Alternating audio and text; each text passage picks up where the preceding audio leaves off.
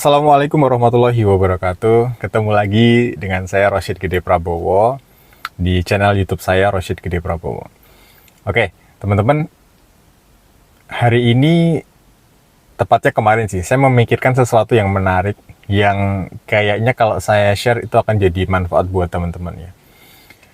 Apa yang saya pikirkan? Jadi ternyata afirmasi dengan kata-kata saya kaya, saya berlimpah, itu hanya cocok untuk orang-orang yang sudah kaya, sudah berlimpah, dan mau meningkatkannya lagi.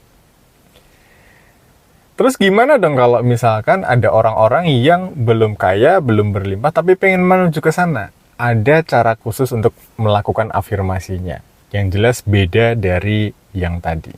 Izinkan saya cerita dulu ya. Jadi beberapa waktu yang lalu saya sempat ketemuan ngobrol di sebuah kafe di dekat stasiun Tawang Semarang ya sama guru saya. Di sana kita ngobrolin banyak topik soal pemberdayaan diri, ngalor ngidul lah.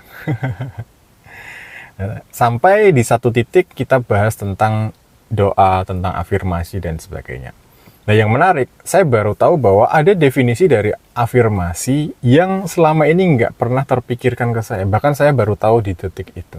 Dan tentunya definisi dari afirmasi ini beda banget dari apa yang kita selama ini pahami.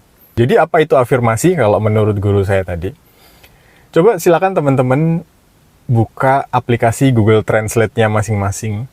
Lalu ketikkan di sana affirmation dalam bahasa Inggris. Tentunya di setting English to Indonesia ya. Maka nanti teman-teman akan menemukan bahwa di sana arti dari affirmation itu adalah penguatan salah satunya ya, atau penegasan. Nah, berarti kalau namanya penguatan, ada sesuatu yang lemah, yang sudah ada di dalam diri kita. Lalu inilah yang akan nanti dikuatkan dengan afirmasi tadi. Nah, menurut saya, definisi dari afirmasi yang ini, itu justru bisa mengubah segalanya. Jadi boleh jadi selama ini kita keliru memahami afirmasi. Kita mengira afirmasi itu hanya sebuah upaya untuk memasukkan informasi ke dalam pikiran bawah sadar kita. Padahal itu hanya untuk menguatkan apa yang sudah ada di dalam diri kita. Nah, kenapa ini kok penting? Karena efeknya bisa besar sekali loh. Ketika kita mengubah cara kita berafirmasi, hasilnya itu boleh jadi akan berbeda dari yang sebelumnya. Nah, kita kembali ke definisi tentang afirmasi yang kita lama yakini ya. Bahwa afirmasi itu adalah upaya untuk memasukkan informasi ke dalam pikiran bawah sadar kita. Sehingga pikiran bawah sadar kita mengenal itu, kemudian membantu kita untuk mewujudkan itu. Ya, itu kan definisi yang lama ya, yang lama kita pegang bertahun-tahun mungkin. Tapi masalahnya mulai dari sini. Banyak orang yang akhirnya, contoh aja, pengen kaya. Lalu dia berafirmasi, saya sudah kaya, saya sudah berlimpah, dan semacamnya. Tapi apa yang terjadi? Ya, selama ini hasilnya nggak ada. Dan ternyata ketika dia melakukannya pun rasanya nggak nyaman. Itulah kenapa kadang-kadang orang nggak betah berafirmasi, berhenti di tengah jalan. Sebetulnya ketika kita berafirmasi, terus kemudian muncul sebuah perasaan-perasaan yang nggak enak, ada gejolak, ada sesuatu yang pengen berontak di dalam, itu sebetulnya tanda bahwa afirmasi kita itu nggak sesuai sama kondisi kita yang sebenarnya. Ada semacam penolakan, dan kalau ditolak otomatis nggak akan dimasukkan ke pikiran bawah sadar kan. Salah satu penyebab itu terjadi adalah karena afirmasi yang sebetulnya tujuannya adalah untuk menguatkan tadi, itu nggak nemu apanya yang dikuatkan. Karena realitanya kan belum ada di dalam diri orang tersebut. Orang ingin kaya tapi belum kaya. Jadi apanya yang dikuatkan dengan afirmasi tadi? Kadang-kadang juga dibantah sama dirinya sendiri. Kaya dari mana? Rekeningmu aja jumlahnya cuma segitu dan sebagainya. Lalu apakah afirmasi aku kaya, aku sudah berlimpah tadi, itu salah atau nggak ada gunanya? Nggak salah juga, tapi perlu ada penyesuaian yang dilakukan dulu. Pertama, teman-teman perlu mendefinisikan dulu, kaya yang dimaksud itu apa? Kaya atau berlimpah yang dimaksud itu kayak gimana? Ketika teman-teman kondisi kehidupannya sekarang adalah sudah dalam keadaan yang kaya, sudah keadaannya berlimpah secara materi atau secara uang, maka nggak masalah mengucapkan aku sudah kaya, aku sudah berlimpah dengan definisi di kepala bahwa itu adalah kekayaan dari sisi materi atau dari sisi uang. Karena afirmasi tadi punya bahan untuk dikuatkan. Sudah kaya kok, sudah berlimpah kok beneran di dalam realitanya. Sehingga ketika teman-teman mengucapkan itu, potensi untuk meningkatnya itu jadi lebih besar. Nah, yang jadi masalah adalah ketika teman-teman sedang menuju ke sana, alias belum secara realita kaya dalam bentuk materi atau uang. Maka hindari definisi-definisi tentang kaya, tentang berlimpah tadi yang soal materi atau uang. Karena kalau itu dipaksakan dipakai, itu akan bertentangan dengan realita. Kalau teman-teman secara materi belum betul-betul punya, maka nggak ada sesuatu yang dikuatkan dengan afirmasi itu. Sehingga ketika dipaksakan berafirmasi dengan cara seperti itu, malah rasanya kayak membohongi diri sendiri. Pernah nggak ngerasa kayak gitu?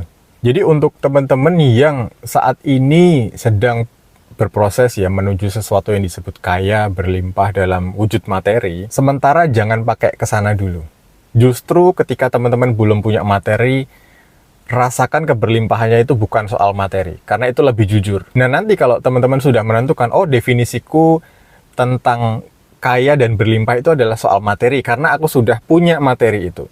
Oh, kaya dan berlimpah itu adalah soal non-materi, karena teman-teman posisinya belum mempunyai itu. Maka selanjutnya adalah sesuaikan definisi itu dengan afirmasinya. Nah, saya tuh kemarin merenung, kalau afirmasi aku sudah kaya, aku sudah berlimpah, itu hanya cocok untuk orang-orang yang sudah kaya atau sudah berlimpah untuk meningkatkan lagi. Terus gimana dong buat teman-teman yang sedang menuju ke sana, yang belum mencapai itu, belum punya itu untuk dikuatkan?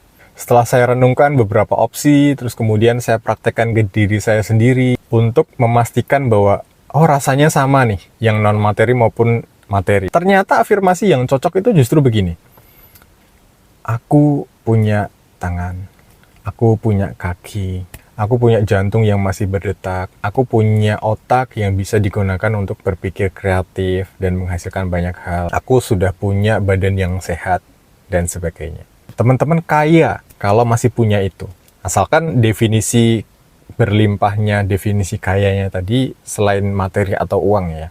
Aku udah mencoba itu dan rasa kayanya, rasa berlimpahnya, rasa punyanya itu mirip sekali dengan ketika topiknya adalah soal materi atau soal uang.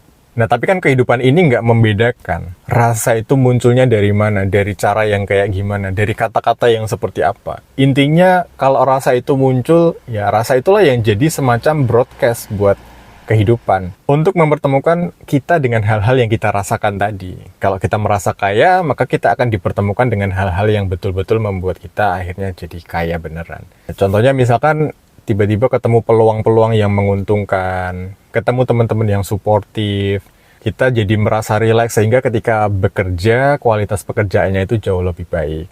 Itu kan semuanya menghasilkan keuntungan kan, yang secara materi. Atau bahkan nanti juga bisa nemu rezeki yang nggak disangka-sangka.